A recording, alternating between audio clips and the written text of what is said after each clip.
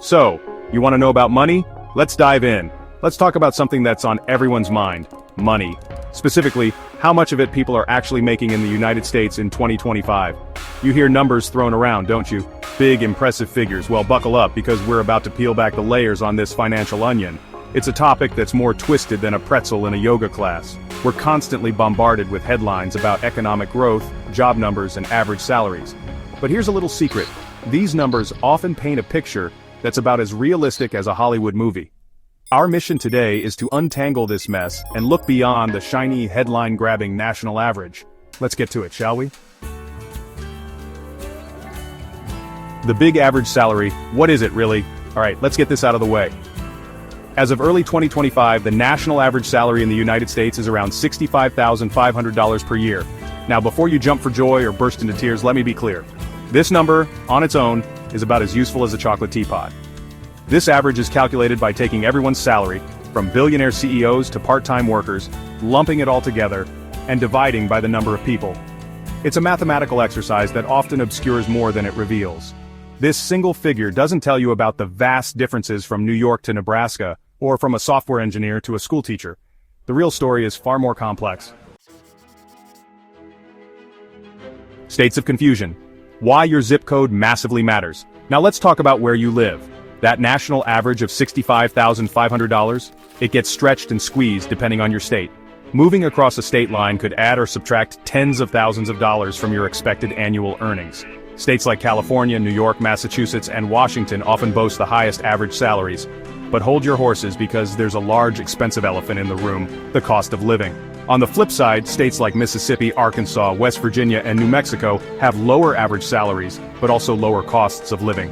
The point is that national average is a phantom. Your earning potential and financial well-being are incredibly localized. So when you hear average salary, the first question you should ask is, average where exactly?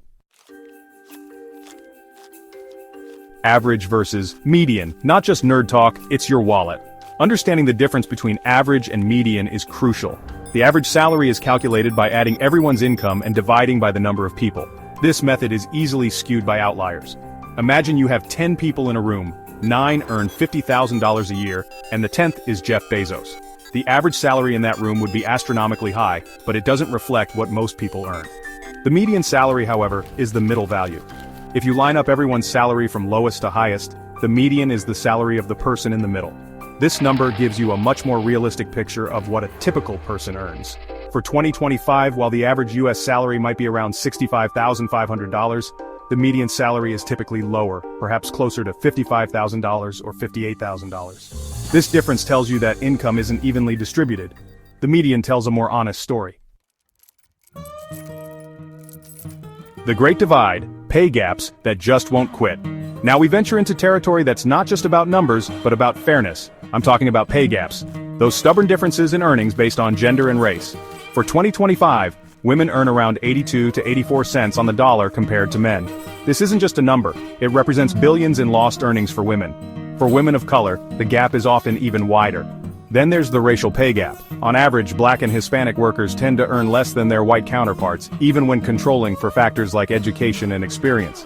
These disparities are deeply rooted in historical and systemic inequities. The implications of these pay gaps are enormous. They contribute to wealth disparities, affect family well-being, and limit economic mobility. This isn't about some people not working hard enough, it's about systemic issues that require systemic solutions. It's a stain on the fabric of our economy. Industry roulette: picking your poison, or paycheck.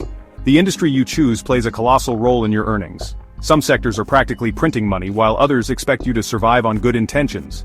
At the top, you've got technology, finance, specialized medicine, and high-level management roles. These industries often require highly specialized skills and long hours, but offer chunky paychecks. Then you have a broad middle ground, including professional services, skilled trades, nursing, and teaching. Salaries here vary, but often hover closer to the national median. At the other end, you find retail, hospitality, food service, and care work. Here, average salaries can be significantly lower, often closer to minimum wage. Your industry choice, it's a big one. Tax time terrors: how states nibble at your earnings. So, you've landed a job and negotiated a salary, but then, reality bites. I'm talking about taxes, specifically state income taxes. Some states have no state income tax, like Texas, Florida, and Washington. That $70,000 salary you earn there, you'll see a lot more of it in your bank account. Then you have states that are more enthusiastic about collecting income tax, like California and New York. In these states, a hefty chunk of that impressive-sounding salary can vanish before it even hits your account. This is a crucial factor when you're comparing job offers in different states or considering a move. A $5,000 salary increase might sound great, but if you're moving to a high-tax state, that raise could effectively disappear. It's essential to look at the net pay, the after-tax amount, to get a true picture of your financial situation. Don't let that shiny gross salary blind you to the tax man lurking in the shadows. Playing the game tips for a fatter paycheck, maybe. While the system has its quirks, there are things you can do to nudge that paycheck in a more positive direction. First up, research. Knowledge is power, especially when it comes to salaries. Find out what the typical pay range is for that role, in that industry, in that specific location. The more data you have, the stronger your position. Secondly, don't be afraid to negotiate. Many employers expect you to negotiate. Their initial offer might not be their best offer. Highlight your skills, your experience, and the value you bring. And remember, it's not just about the base salary. Finally, think strategically about your career path and skills. Continuously learning and upskilling can make you a more valuable candidate. Consider certifications, further education, or even a career pivot. It's about playing the game as smartly as you can. The final word. Don't get mad, get smart. So, there you have it. A whirlwind tour through the complex world of American salaries in 2025. The average salary is a bit of a statistical mirage.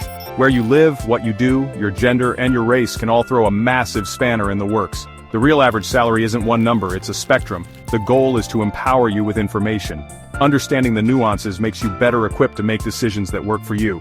Don't just get mad about the disparities and complexities, get smart. Knowledge isn't just power, it's the key to writing your own, hopefully more prosperous next chapter.